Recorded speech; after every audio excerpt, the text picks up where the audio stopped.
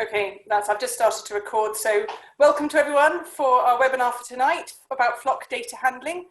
I've just opened the webinar to start. I'd just like to say thank you to people we've got joining us. So we've got Matt Blyth and Peter Stoker from Datamars, and then of course, you know, Phillipa, myself. So thanks ever so much for everybody speaking. Our headlines partners for today's webinar are Boehringer. So thank you to them, but also thank you to all our partners. We've had them listed across the bottom of this front slide for each of our webinars, and we are really grateful to each of these companies supporting Sheep Vet Society and Flock Health Clubs as we're running these webinars. So without further ado, I'm actually going to start with a poll. Launch polling. Somebody can you see that polling? Can someone just give it? Yeah, brilliant. So I'll put two polls out there. The first question is, what bits of flock data are you most keen to pull out of your farm software? And we've given you can choose up to 3 of those options. I'll set that going, and I'll start going on through the slides as you're answering those questions. And basically, if you think of the sheep farmer and all the different factors that he's got on his mind, flock health and his interaction with the sheep vet is just part of that. So this slide is sort of demonstrating just a part of the picture of what sheep farmers are up against. And what we're trying to cover in today's webinar is how we can use the technology that might already be on farm, or that he might be thinking of getting, to streamline the assimilation of all this data. And what are the key prerequisites that can allow this technology to make things simpler rather than more complicated. So what is it that you want as a vet? What can the technology do? And how can we link the two together? And as Philip and I were thinking about this, and really most important for our relationship with farmers is this meaningful discussion. And so we do want the data and we want to look at that, but we want it in a form that's easy for us to handle and have that conversation with the farmer. So, and we want to be able to compare things across different flocks, across different years. And so how we've got that possibility. Now, we've had, majority of people have done the polling, so I'm going to close this poll and share it now, just because it's going to help our panelists to, has that launched, can you see the answers of the poll? Share results, hang on. There you go. Yeah. That's shared it? Okay, so if we look at the poll results, and for the benefit of people on the listening to the recording, the bits of flock data that vets here are most keen to pull out of farm software, scanning percentage comes top of the list, followed by lamb weights at 8 weeks at weaning, and then after that it's probably equal between ewe body condition scores, lamb daily live weight gains, lamb sales and weights, and then reasons for treatments, reasons for death, reasons for culls lower down the list. So I think that's probably more or less what we're expecting, and we can go through and discuss. So I'm going to, and particularly thinking reasons for treatment, I suppose. Let me just stop sharing that and hand over to Matt for our next slide. Yeah, it's good to see that there was a lot of vets asking for reasons for treatment, but one of the big things we have to do, and I think it's important to get into your health plans, is a clear definition list. So especially with software, if we've got a capital letter or if we've got a space somewhere that shouldn't be, we get 2 reasons for it. So we have to be careful of getting definitions right and getting a clear definition list. Little things like a treatment and a prevention. Sometimes when they come through on the software, they look the same and we're not 100% sure what's been done. So simply just putting a treatment, lameness, or a prevention for lameness is a simple way of sifting some of the data very simply. Yeah, brilliant. Thank you. Let me just, so now we're going to talk actual collecting data on farm, and I'm going to go over to Peter from Datamars to talk kind of from the hardware side of it, Peter. Yeah, good evening, everybody. Yeah, Peter from Datamars. Yeah, I mean, what I'm saying in this slide is how we actually collect the data. I mean, we would say that we start with the EID tag that is mandatory in sheep, so that they're always in there. We advocate tagging from birth because you're going to have to put them in anyway. The advantage of doing that, you put them in and then you run them into your handling system, your weight or whatever. And this is how it's all, the hardware is all connected together. We've got the load bars at the bottom, or you might have a hanging weigh scale that takes the same sort of thing. That's connected up to the weigh head that then hopefully reads the EID tag. So it's either going to read it on the panel at the side, or it might read it with a stick reader. And then that means that you can push that data into the weigh head with the EID number, or perhaps the visual identification number if you want to put that in. And then you've got individual animal data. Flock and herd data is excellent, but you can also have individual data, which I'll talk about a little later.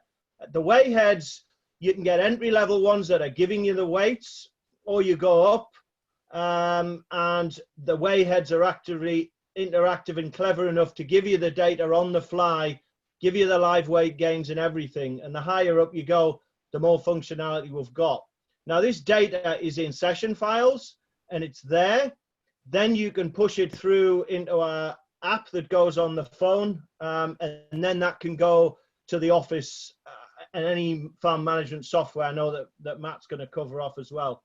So it's all very simple and very streamlined. And if you've got your equipment set up the way it's designed to do, it eliminates human error as well.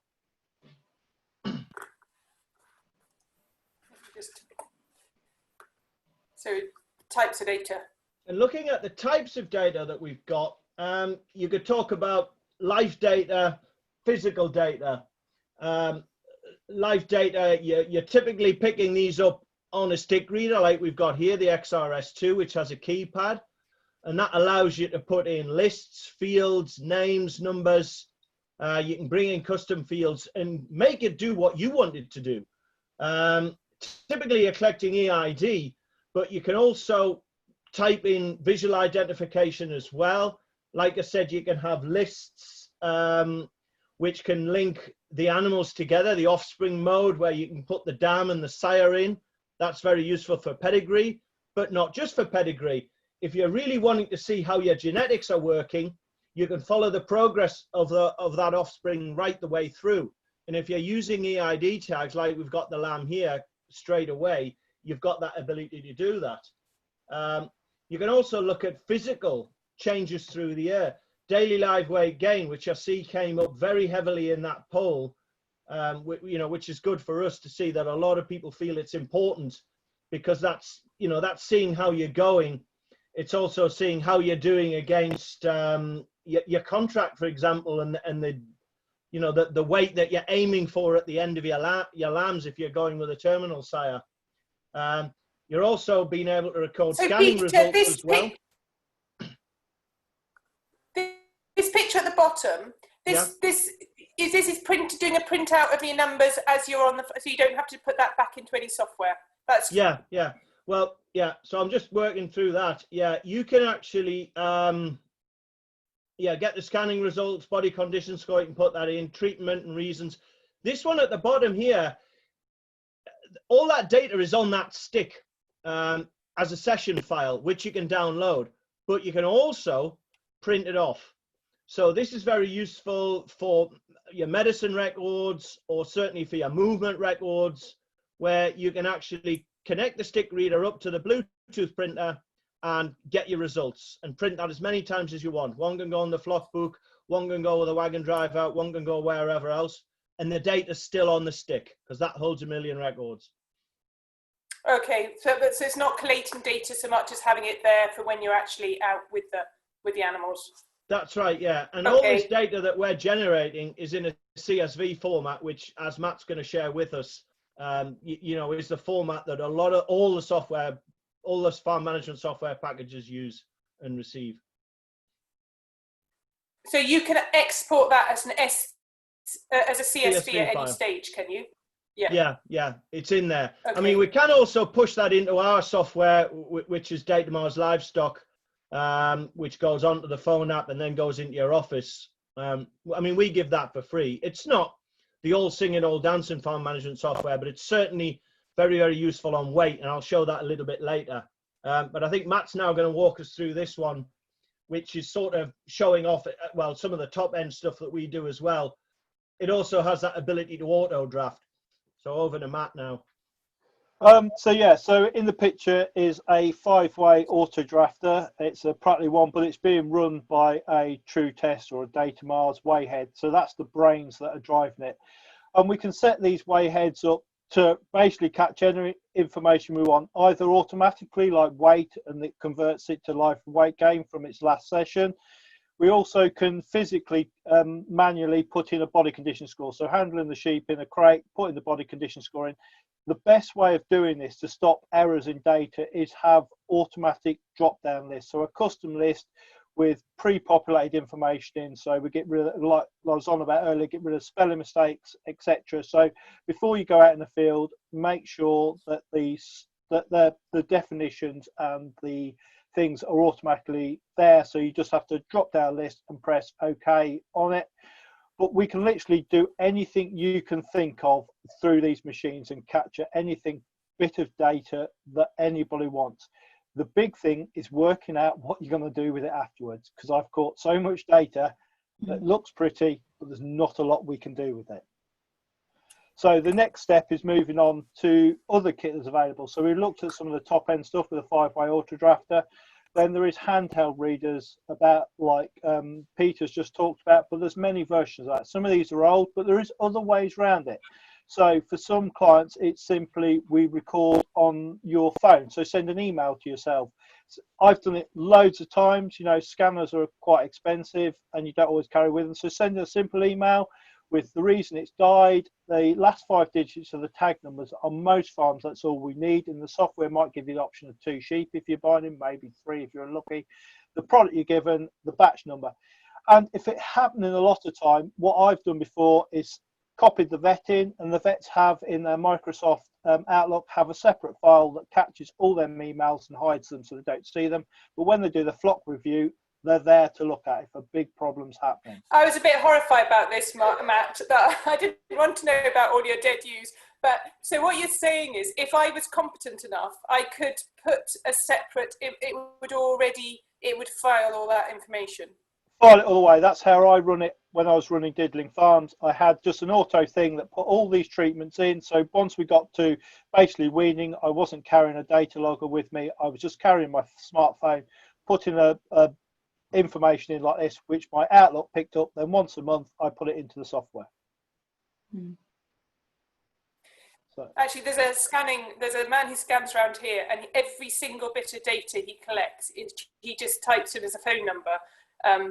You know, Baron, singles, twins, and then he sends his wife a text message with literally a stream of numbers, and he sends out the most fantastic data to each of his farmers, but it's all just done on a simple phone number text at each day, because he's too busy to do any more than that. Okay.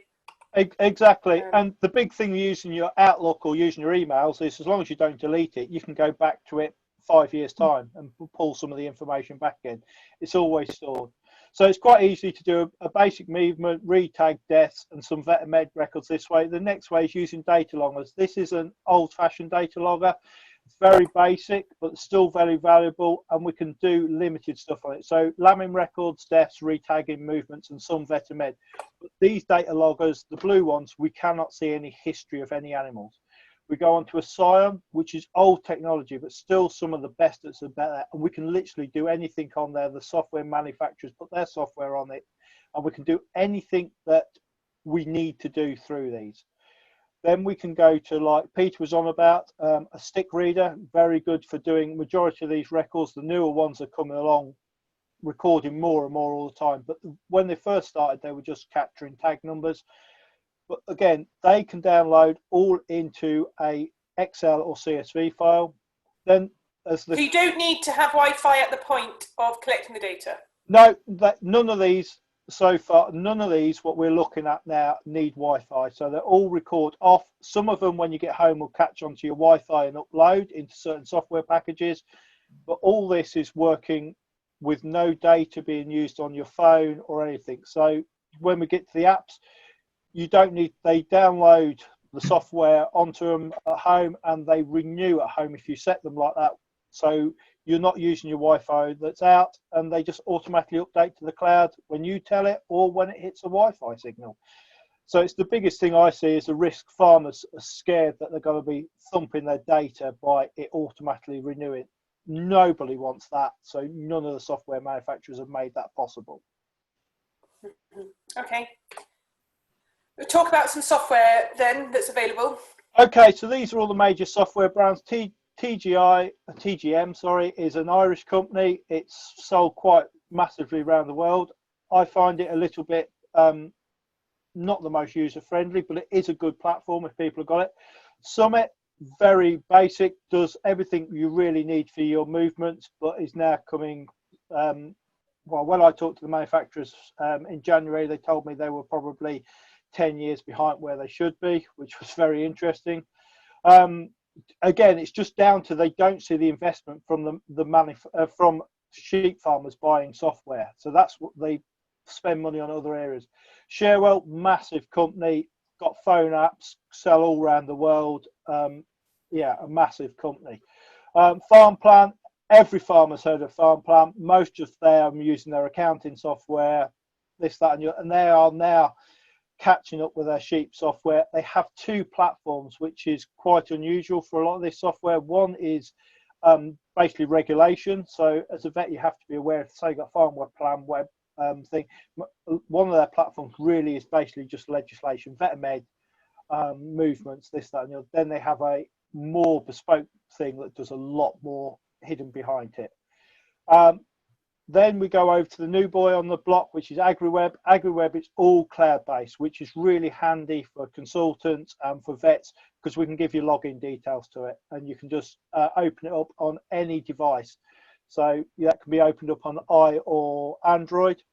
Farm IT is what a lot of the most progressive farms seem to use. Very clunky, but we can get out what we want. And again, they have a phone app, but it's only on Android, so that limits a lot of clients.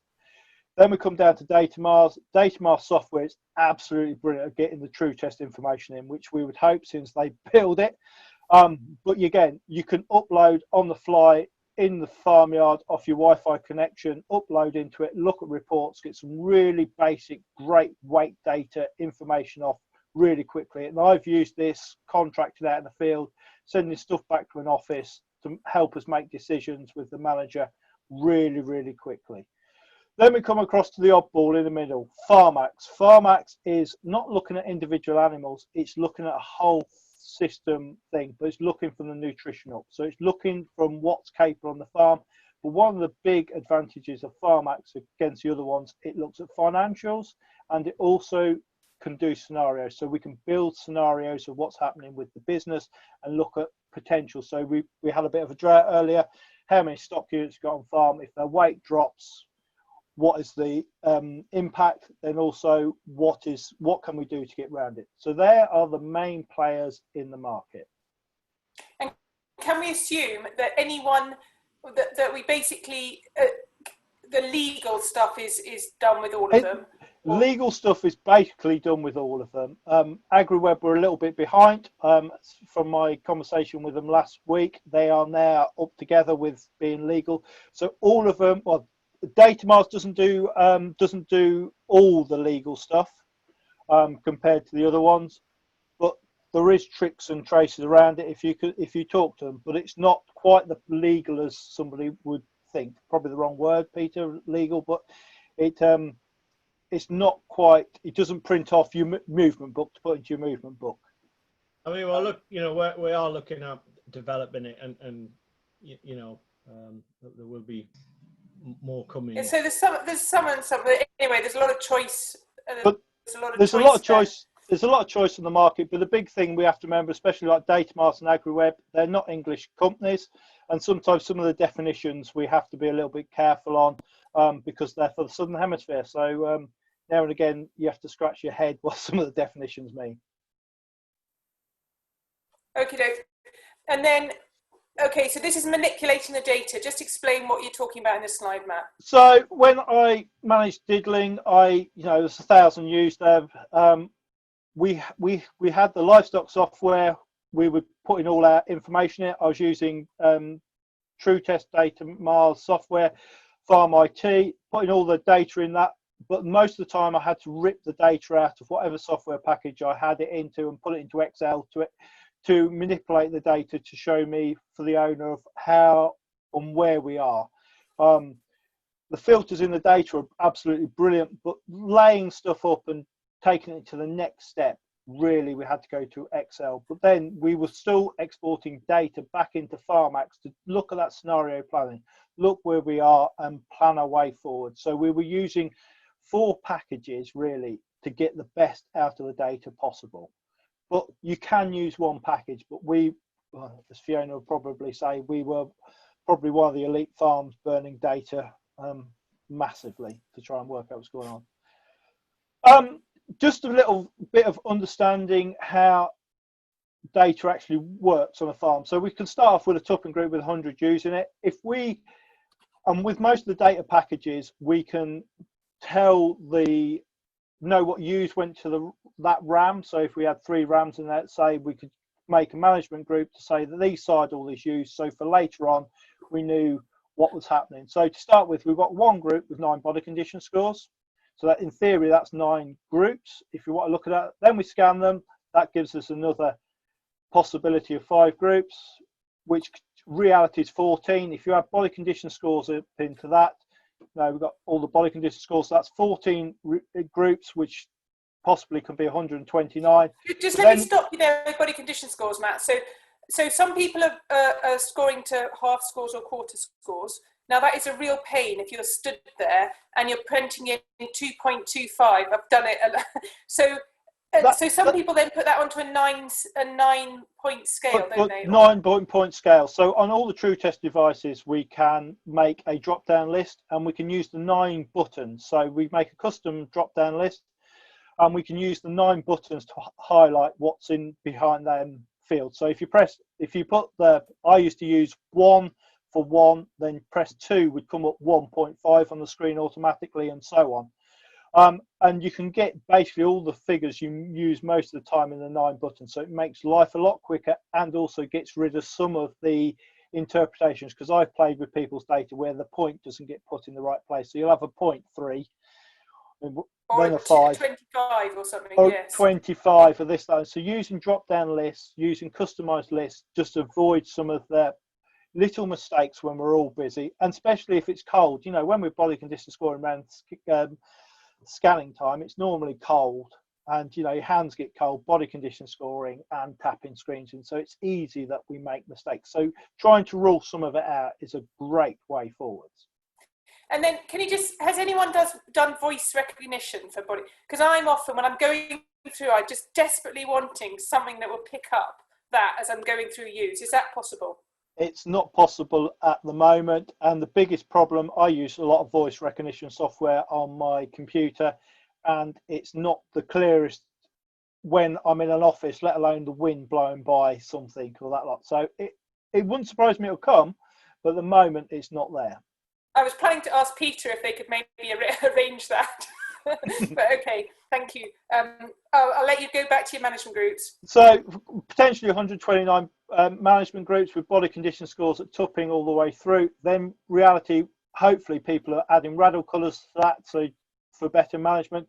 That gives you the possibility of 504 management groups. In reality, on farm there's probably 4 groups. But if we're trying to interrogate this data to work out what's going on, we need to work out. But to start with, we have to understand what's capable in the computer software that your clients are running. So to start with, we have to have physical. Physical means where the animals are today on the farm. So how many animals in the group? Okay, and that's where AgriWeb and their nice maps. They've got those maps of the farm. AgriWeb is beautiful. The maps they've got, where the sheep are, this, that, and the other. You see them all over Twitter, Facebook. They're absolutely brilliant. But the but comes with the next stage. The next stage is analytical. We need an analytical part in the software, and this means is we actually fix a certain point. So we started off with a tupping group that's been split possibly into 14 groups.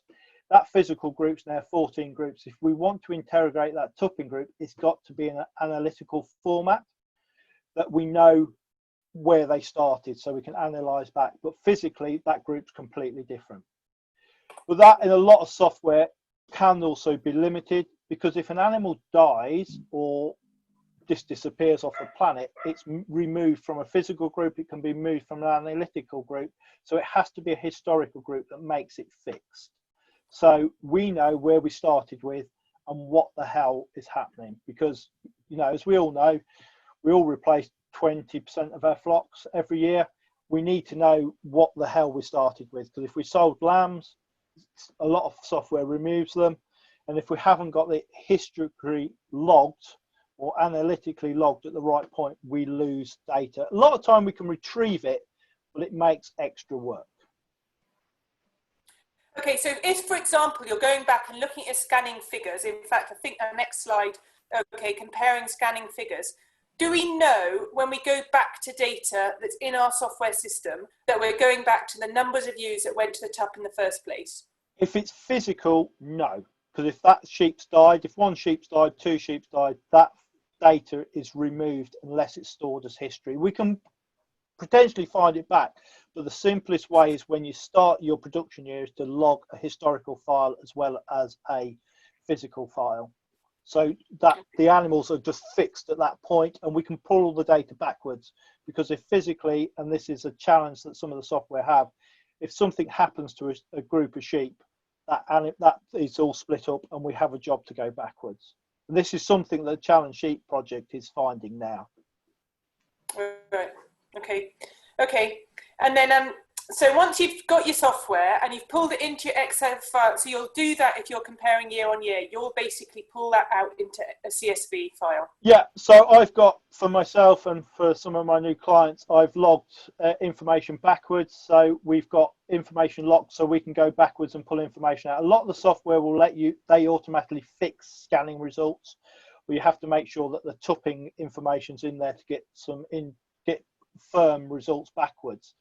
But your scanning results are pretty fixed in most software we can pull out, so barren, singles, twins, triplets, but no software overlays data like we're looking at now, so we can see what trends are happening. You know, that is the barren rate going up, is the single rate where it is, what's happening within the farming system. And this is where it gets crucial to looking at what's happening on farm. It's just looking, overlaying information after information to see what patterns and trends are happening. Okay, and so in here, the target, you put that into your Excel file.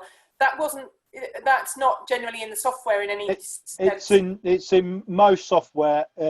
Datamars have some targets they put into theirs, which is great. Some of them do, but they're pretty fixed. But scanning, there isn't a lot of targets in many software to do scanning results. But well, probably because they're trying to deal with all types of flocks, aren't they? So really, yeah, but you can't put your own definitions in. But breaking it down, some of them you can put in a total, so 190% is a total, but they wouldn't break it down per singles, twins, and triplets. And I think that's where you're analysing data becomes more interesting, because you can see, especially for diddling, we were half the amount of triplets we should have had, and we had a high proportion of singles. So it's interesting trying to work out what's manipulating and what's not. Okay. And then our next one, this is also comparing year on year. Just talk us through this slide. So we're moving over to lamb weights really now. I gotta say, lamb weights and weaning, great KPI. Came to the KPI project, and Challenge Sheep are massively looking into it as well. But again, we've got to look at what's happening on farm. So as you can see, in year one, which is in blue, we were weaning at 16 weeks.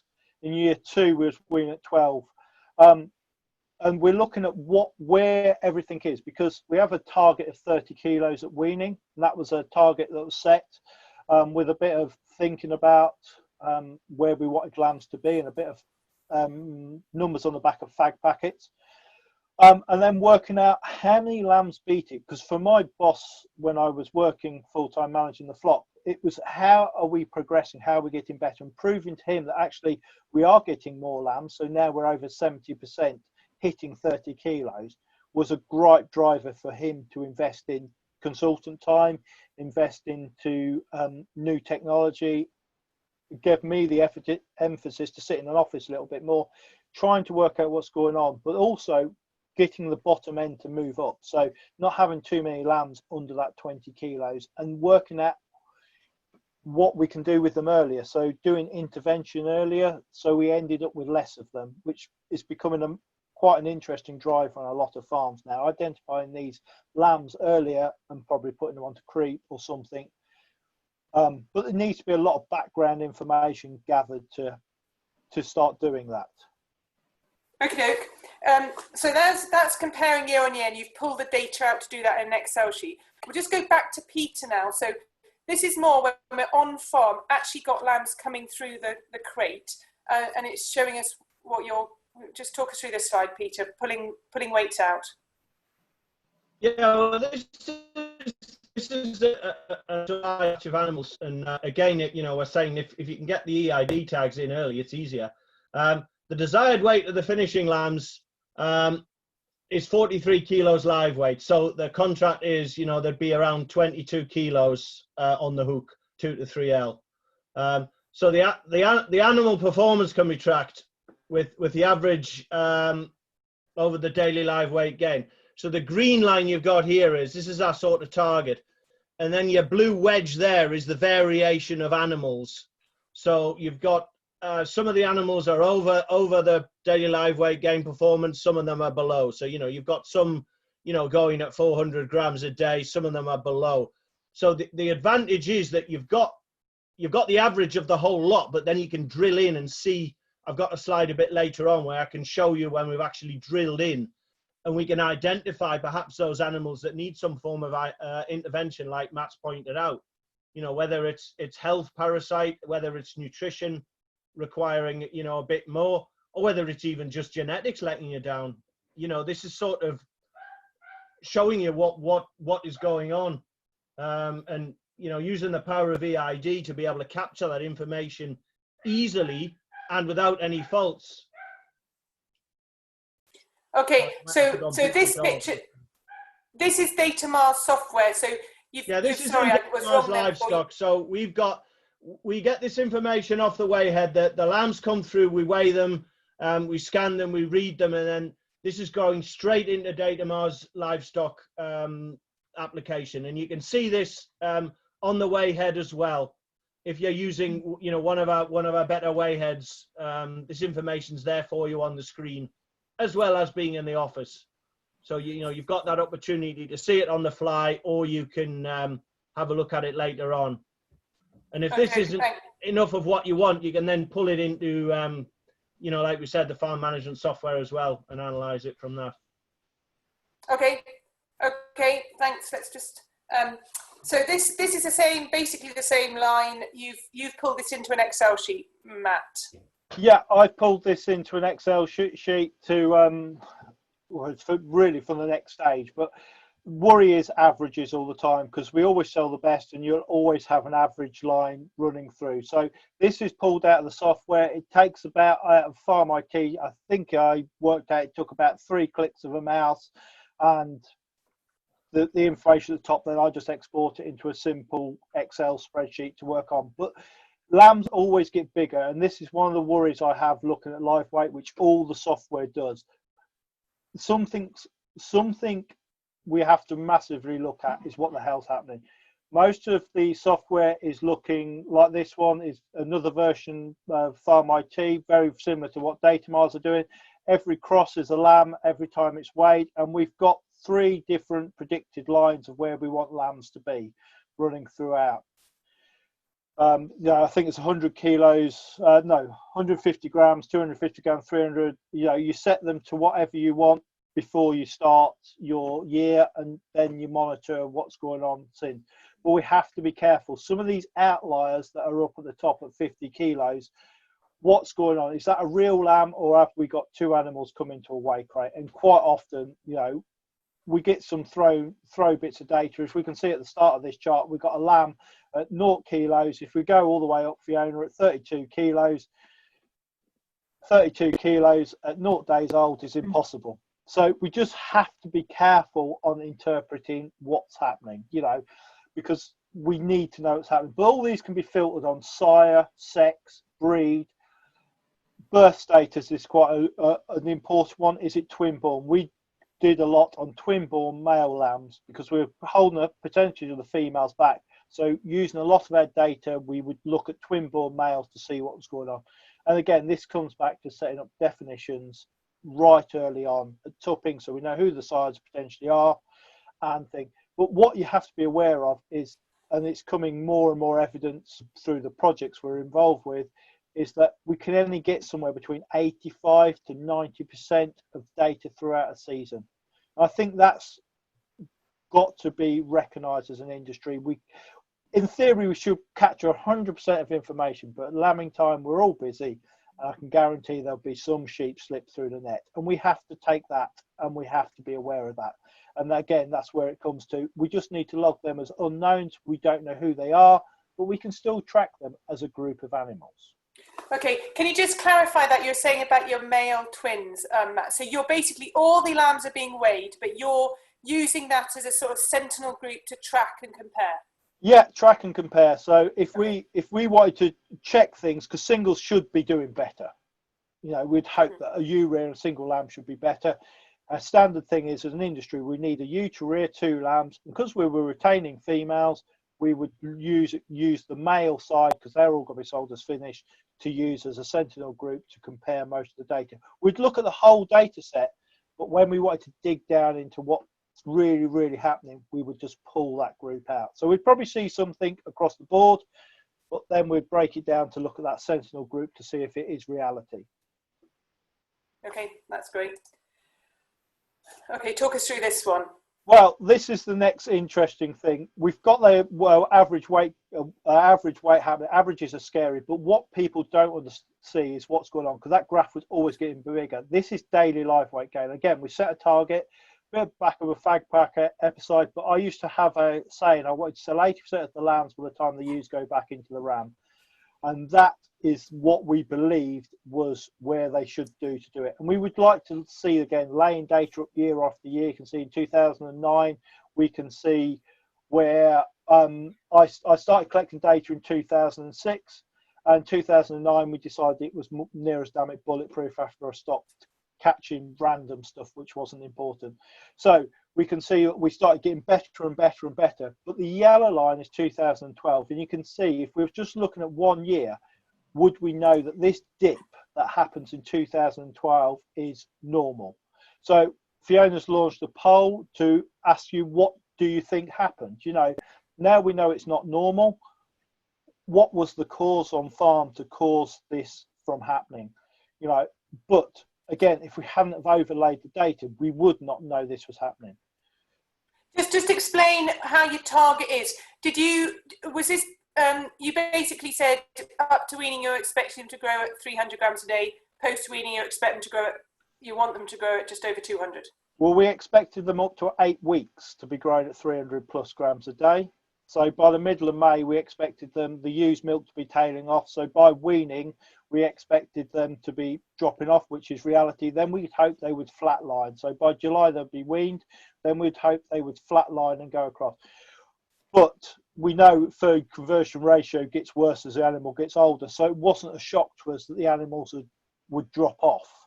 But we didn't, till this graph was produced in 2011, this had never been done before, so we had no idea in reality of what the hell we were looking at. You know, this was, okay, I wouldn't say a shock, but it was just it was just never been done. I'm going to give people a chance to change their poll, because you'll be delighted by the results of this poll, which I've not yet shared with you, Matt. But just go on and explain the rest of this case study. Okay, so this is one of my Farmax grass pulled out of Farmax. So what we're trying to do is keep the whole farm's platform running between the the green band running through the middle. So that's keeping your dry matter covers where you need them to be. So, and the bottom line underneath Fiona's thing is the minimum ME. So the black line running through, or grey colour line running through, is the minimum ME that we're needed to actually drive this business. So it's keeping that is the minimum. The target line is the green line, is the wide green line. Then the dark green line with the blue dots is actually how much pasture cover there is on this farm. And the blue dots is every time they've recorded pasture. And as we can see in July, we massively spiked up. But again, looking at this is the same graph, isn't it? This is the same information running the bands through. So we've got the black lines, and you can see in 2012 it massively shot up, but actually that matches actually where we lost land performance. So we had too much grass on the farm. The quality, the plant was trying to reproduce. It went to seed, lost its quality, and we lost our performance. So one of the big drivers for us was keeping them between as close to that line as possible. And it's turned into us being able to sell between £4,000 worth of surplus grass every year. Quite a massive income. I'm now going to share this poll, Matt, and you will be delighted about it. And I have to say that until you showed the graph, the Farmax graph, have I shared that now? Yep. Mm. Yeah. And everybody listening is absolutely right. On a differential list, yes, you would expect there not to be enough food and there to be parasites, but what your point is actually here we had too much grass, which of too poorer quality. So the issue was more in the questioning there, but I knew you'd be happy about that. And until we put the Farmax up, not one person has suggested there's too much grass, which is not surprising. But no, but yeah, again, it comes back to a vet's core training is to look for a disease problem first, then probably look for a nutrition problem where they'd look worst case scenarios, too little grass. Actually, there is quite often too much grass available on some of these farms, which are lowering their feed quality. And us overlaying the data, one, we knew there was a problem, to the point is we called consultants in to work out what was going on. We knew it wasn't a parasite problem because we were using the FetPack Gen 2 system. We knew that wasn't a problem, so it was trying to work out what the other problem was. Leslie Stubbins was the consultant. She was brought in. She looked at it, who brought in another consultant, Charlie Morgan, a grassland specialist, who said, we've got too much grass. We put a bigger group of sheep in a smaller area, and all of a sudden our growth rates changed, and we started selling lambs again. Very cheap fix. Great, thank you.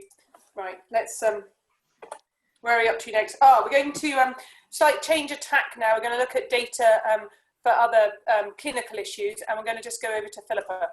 Mm-hmm. Yeah, thank you. So this is just a practical application, I suppose, of where I've used this data on a farm with the farmer possibly not understanding the type of reports that you can actually generate from this data. And a simple question that I had was, how much lameness did you actually have? He knew he had a lameness problem. He was treating for lameness, but he wasn't physically recording the numbers. And we didn't know throughout the whole year where the actual main issues were. So he was recording treatments, and so this was really useful from a vet point of view. We knew that he only used, for example, alamicin, a particular drug to treat foot rot, and foot rot was the main cause of lameness on the farm. So with that in mind, I could look at this information and filter what I needed to know. So really, who selected the group of animals that I wanted to look at. In this case, it was ewes, breeding ewes, and then I could filter of those animals who were, how many had been treated with alamicin, because that at the time was the drug that he was using for lameness. And then I could also put a date range in there to then determine where that high usage was. So this was something And also I could put in, if he'd recorded the reason for treatment, I could also look at that as well, if it was, you know, if it was for foot rot. So I suppose 2 ways in which I could have filtered that. But this was really useful because it was information that he had that he wasn't aware of how to use. And like, I had a little bit of a head start because I use this is Shearwell, and I use that on my own flock. In fact, this probably might be my flock, but anyway, just to use the example. But I had a bit of a head start, so I was aware of how we could generate reports. But from a vet point of view, this is really useful, because then we had some key points in the year where lameness was a problem based on information that he collected, but he didn't necessarily record numbers of lameness. So we can, it says on the bottom there. Philippa, just to stop you, if he wasn't putting in his reason for treatment, you could have done it on the drug he was using in this case, or you sort of had both options there.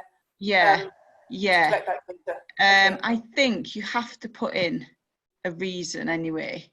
So it just happened that they both, unless Matt, in all software, when you go down to this level, you have to put a reason for treatment in, and that's where the definition lists come in, because if we're using software, there should be a reason for treatment. That produces a lot of the reports out. But again, it goes back to where we started with getting that definition list of foot rot or scald brought out, because they just have lameness. You won't know it's going out. You'll know a massive number, but you won't know what's going on. Yeah. Okay, and so is it always possible to make sure you've defined what that definition list is, Matt, or is that not always flexible in the software? Some of the software, it's not flexible at all, but the majority of the major packages it is. But it's something that you have to be aware of. Some of the definition lists are fixed, and that makes life impossible. It really does, to do something like this. Okay, that's interesting. Thanks. Okay, thanks, Rob. So here you've generated the reports, and then this next slide is actually this is a combination of a case study that goes over to some of Matt's stuff, where you've taken those reports maybe from different software. You speak about this. Matt? Yeah, I've took this data and used fixed points, so KPI points through a season to work out what's going on and what's happening. So we've got Tupping, we had 6.6 below 1% lame, scanning, just over thing. Scanning to lambing, we ended up with 3% lameness. But the important thing for this is, for me, is showing that what actually control management's been put in place is actually working. So quarantine, right drug treatment, identifying early, it's actually working because it was able to be dropped.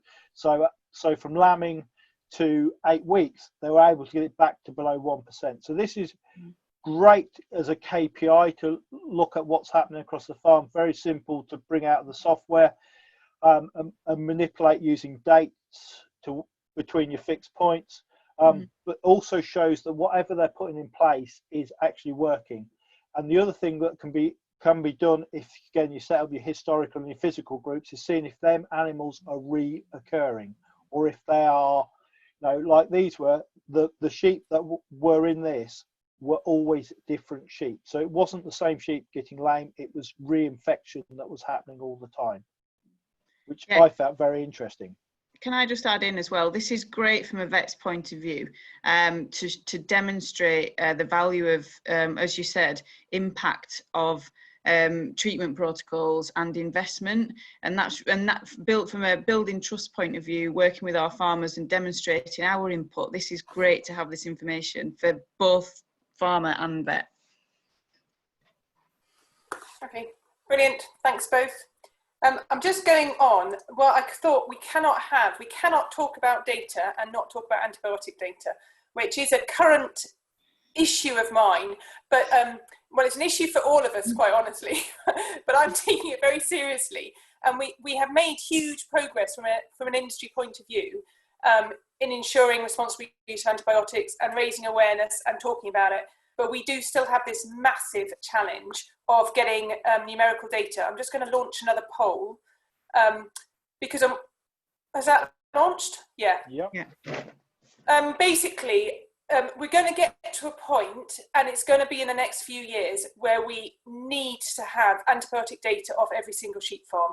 So the targets that we're currently putting in place, which go up to 2024, suggest that next year we will have data from 1,000 farms. The following year it would be 2,000, the following year it would be 4,000, and then 8,000, which is really ambitious because currently we only have data from the sort of hundreds rather than thousands of farms.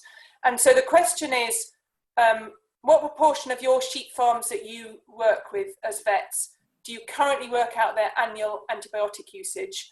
And then the second question is what the main barriers are preventing you. So we issued a metrics document about a year ago now, I think, to make sure that we are all actually calculating the same figure for each farm.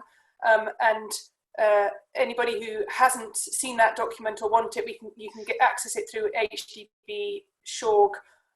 You can search it on that or just email me and we can get it to you. But key, and I think this is something we've been really, really pushing HDB for, is actually to get the electronic medicine hub there, because it's all very well, and I know there are vets out here and some of them, people in our audience, who do collect a lot of data from their farms, but then there's nowhere to actually put it. And I don't want people to be sending me lots of separate data, although I'm delighted to get it, but equally, you can't handle that sort of data in a big way. So until we have an electronic medicine hub that's active, we have absolutely had it promised by the end of this year, and we've got people piloting it at the moment. If anybody listening has got farms who have their data, or potentially as vets, you've got data in such a way that you're prepared to put it into the data, to the electronic hub, and just to make sure we've got a system that's working, then please get in touch with us, because this is an active, we are actively working on this at the moment. Let me just, I'm going to end this poll because, not many people keep voting, guys, or unless it's that you're not practicing vets. No, we've got about half people voted. So let's end this now because otherwise gone. We've just had a question come in from Ed. So, okay, all red tractor farms do the auditing, fair enough, but it's difficult to persuade people who aren't farm assured to engage in health planning. Yeah, we realise that. If it's any consolation, currently at the moment at a sort of political level, they're talking about what's happening, health and welfare pathway following in the next few years in some sort of replacement of payment and support. And in that, they're very actively talking about not only all farmers supplying this antibiotic data, but also people who are not farm assured engaging in health planning as well. So it's something that's going to be open to all sheep farmers, and potentially any subsidy will depend on it. Yeah, and Daniel says there's a Nottingham University spreadsheet which can help with the process of antibiotic data collection.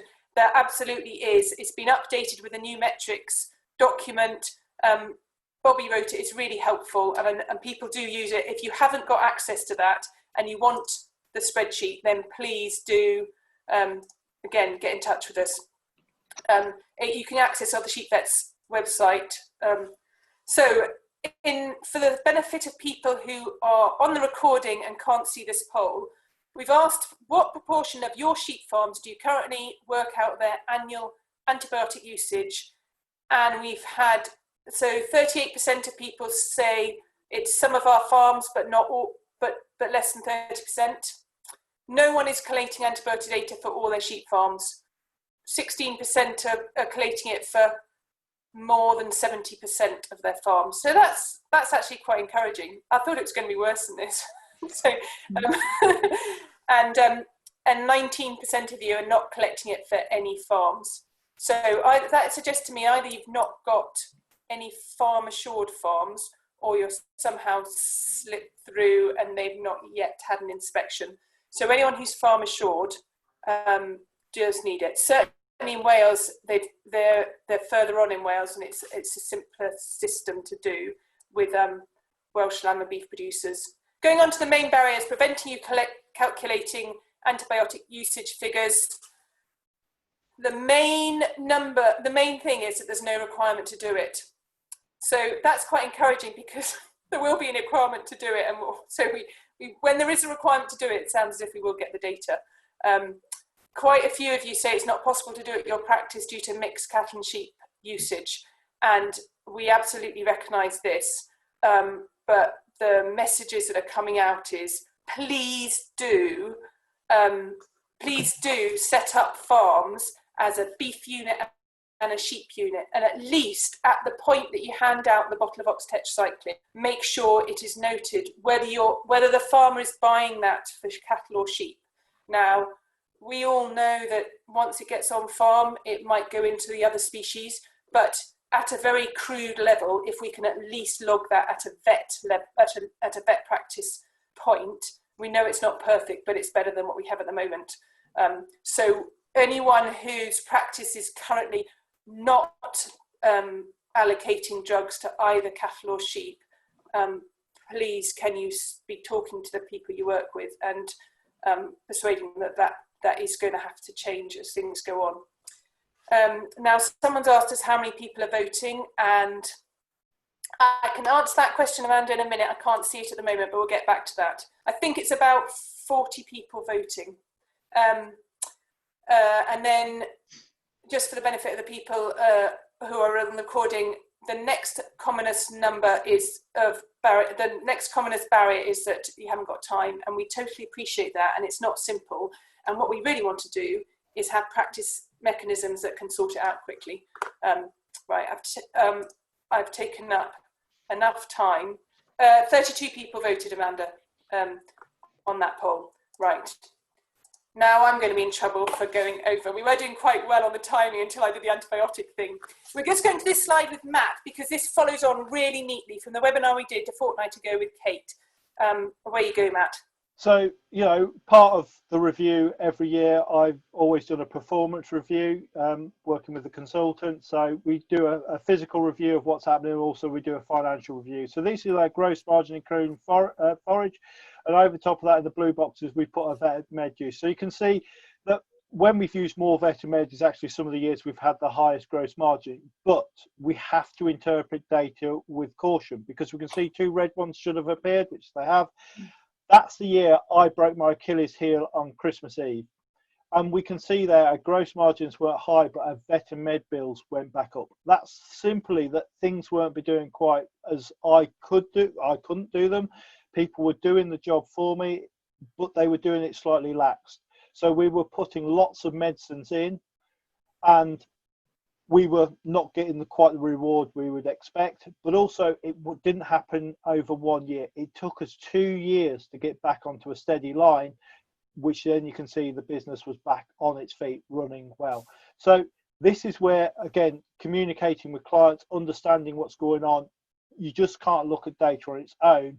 We need to understand some of the infrastructure that's happening behind, so we can interpret properly.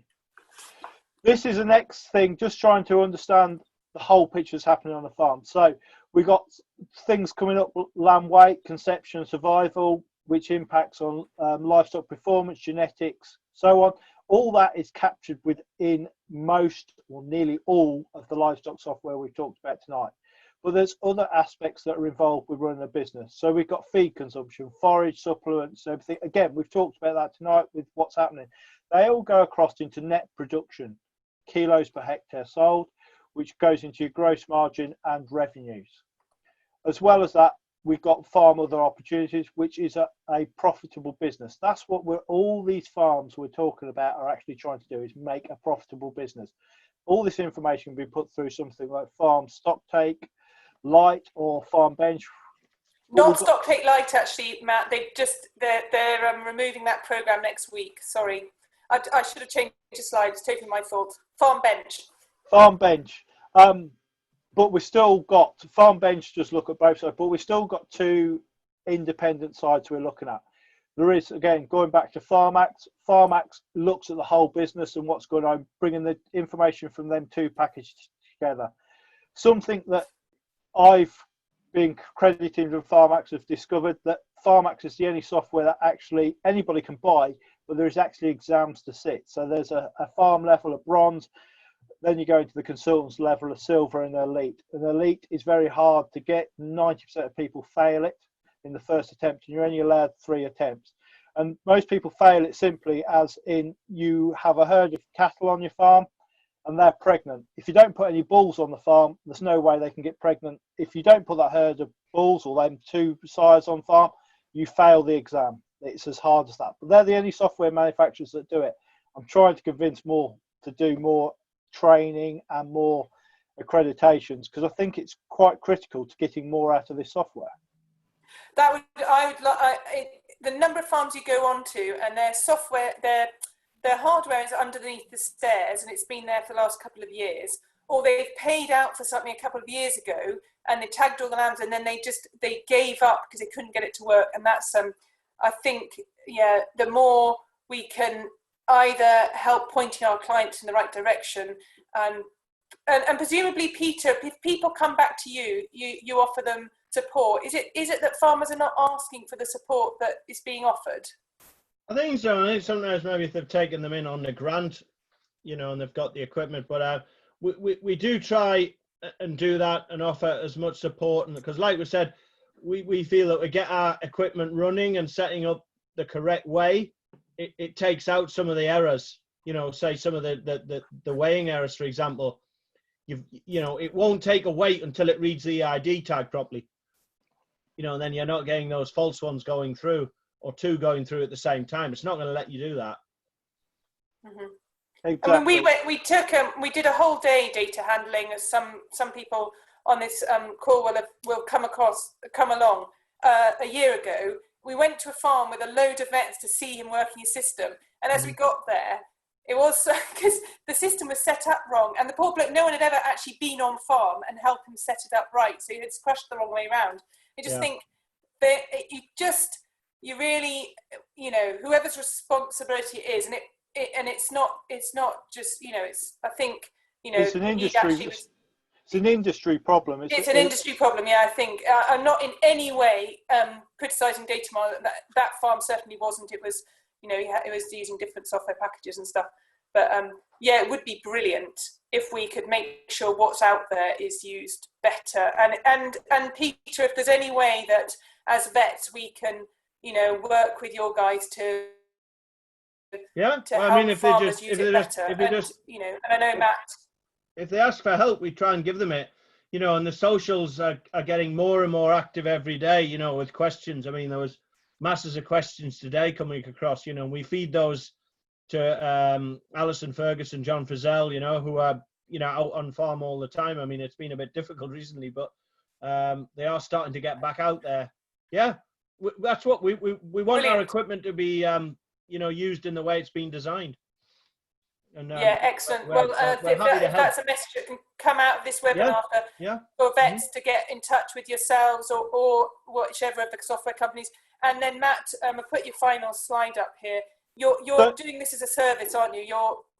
I'm trying to work with farmers, with vets, whatever, to help them, one, get more out of the hardware and the software, but also try and put plans in place. So part of your thing, you should know, we should be planning before the event happens. So maybe putting KPI points in your health plan, when we're going to capture information, what information is critical. Just sit down at the start of the year. Then it gives us something to monitor as we're going through the year and review at the end and analyse. This can be done at points throughout the year, or can just be done at the end if farmers want. But there is a lot of data out there. Some of it can be simply got out of movement books, this, that, and then you go to the extreme we've been talking about tonight. There's a lot of data in hardware and software that's not being used, and we just need to get on farm. Okay, Matt, so if there's a vet, or either a vet's aware of clients who are struggling, or they themselves would like to, will you travel and work with talking people through this sort of stuff? Yes, I'll travel anywhere and help anybody. Okay, so it's a case of either going back to the manufacturers, to Datamars, or to the software company, but you're independent of all those companies. I'm independent. I've got clients running 3 different software packages at the moment, and we're actually feeding a lot of it through Datamars' software as well. So we've got, because it's free, we're using standalone packages. We're using Datamars as well to bring it all together. So, options are out there. Okay, brilliant. Thank you. Right. we've gone over a bit. I'm going to take the blame for this. We did have a lot of slides there. Let me just go on to my last slide because I just want to, okay, let's start. I have got a couple of questions, but thank you ever so much, Peter, and also the rest of your team at Datamars for your slides and for being involved. Really appreciate that. Thank you very much to all our pharmaceutical sponsors and especially to Boehringer for supporting this webinar. If you've listened to any of these webinars and you'd like to donate to anyone listening, we have, well, actually, sometime this afternoon we'd raised £890 and we've had another 60 since then. So we're nearly £1,000. So if anyone is listening and has enjoyed either this webinar or any of the previous ones and would like to donate to, those are both really worthy charities. Send a Cow working in East Africa. I think a lot of those development charities have been losing out this year, and I have personally seen goat, sheep and cattle in Africa with Send a Cow, and I would really rate them as a decent organisation. So giving livestock training, that they do not currently send cows from UK to Africa, though they did once, or Vet Life, supporting the vet community. So please do give if you possibly can. If you want to go, we've run over a little bit, but I just want to, so somebody on the questions has suggested that there is now a VMD requirement to split beef, sheep and dairy accounts in vet practices, and they think they needed to split accounts for their last inspection. So that's just something that is worth pointing out to people. Certainly in the poll we had on antibiotic usage, the biggest thing that people said they couldn't calculate usage on sheep farms was this mix with beef data. So we do understand it's at a farm level, there are bottles of antibiotics that maybe get split, but at a vet level, we would really, really urge people to split those accounts if they possibly can. And now this is a bit suspicious that we haven't had any other questions. So either it means that I can't see them or everybody. Okay, here's another question. How would you recommend starting to look at data with a farm that is reluctant? What would you start with? Well, can I just answer quickly? Oh, go on, Matt. Well, I would start with the most easy data, the easiest data to get. And if they're scanning, that would be scanning data and sales data. And in the first year, that might be all I would ask for, and then track that the next year. But go on, you say what you'd start with, Matt. I wouldn't disagree with what you've said. The other thing I would do is trying to get the engagement of the staff is some of the problems. So maybe that's the first point for the farm. But if they are employing staff, ask them what would interest them to get them on board. So sometimes you'll get some oddball things come out, and that encourages them to help collect it. Mm-hmm. Okay, yeah, good point. Thank you. Phillipa, have you got anything else to suggest? No, I would just add that exactly what you said, the easy data, knowing what lambs we're going to get and what lambs we've sold at the end. But I would also just add to have an appreciation of the actual system. Outdoor lambing systems can be really difficult to get that early data.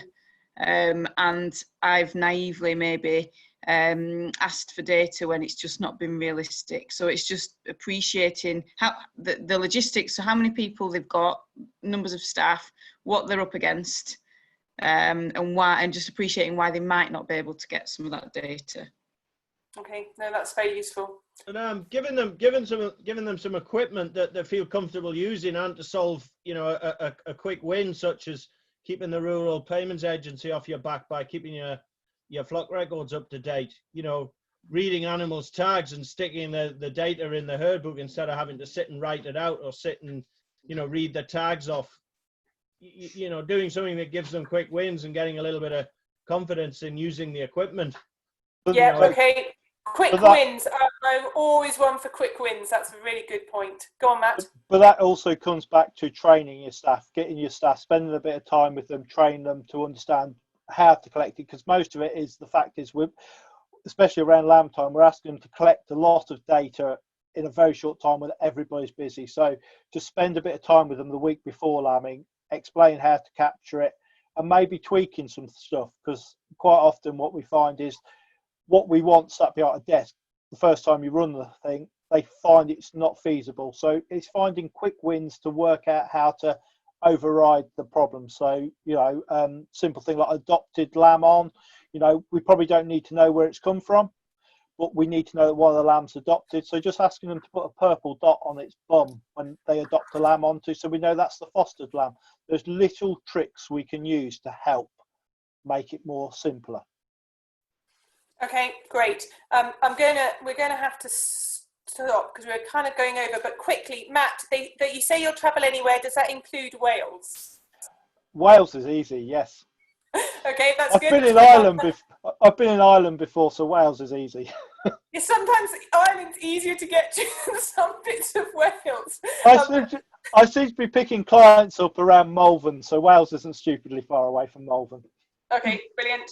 And then Jenny asks, are we able to pull out individual lambs showing a reduction in their daily live weight trend? And I would say yes. So it's not just the low daily live weight gains, but we've got good ones that become average and average ones that become poor. Now that's going to depend on our data collection points, presumably.